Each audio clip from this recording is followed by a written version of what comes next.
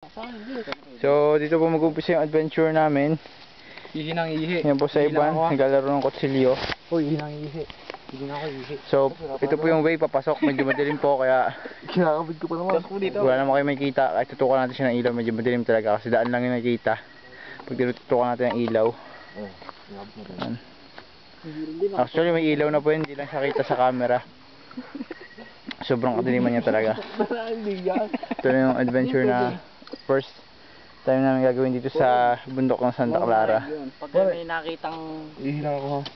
kung ano, Itali mo pag lang. kayo may nakitang kakaiba, Sabihin huwag nyo na lang muna. kayong tatakbo. O, tapos sabihin nyo. Huwag nyo pangungunahan ng takbo kapag yung alam nyo. Ito nga pinaka ano dyan. Pag kayo mo nakita, huwag nyo napansinin. O nga. Tapos ito ang ating usapan. So ito po sabihin.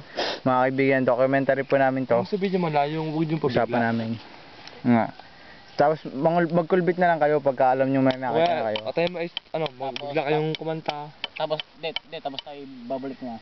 Basta pag may nakita kayo, at ito ang pinakakay, pag may nakita kayo, sumipol kayo. Wow, tatakbo ako. Oo, Tayo talagang dikit-dikit lang, sama-sama naman tayo. Sumipol lang kayo, basta pag may sumipol na isa, dikit-dikit na Oo. agad tayo. Parang ano yung sign na Oo. basta walang tatakbo, dikit-dikit lang lagi. Kahit anong sipol, basta pag may sumipol na isa, dikit-dikit na agad tayo.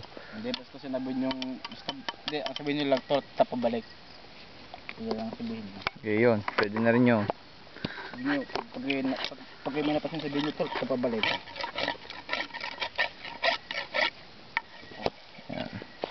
May dulo yan pa pare. Ang bisog ko tayo.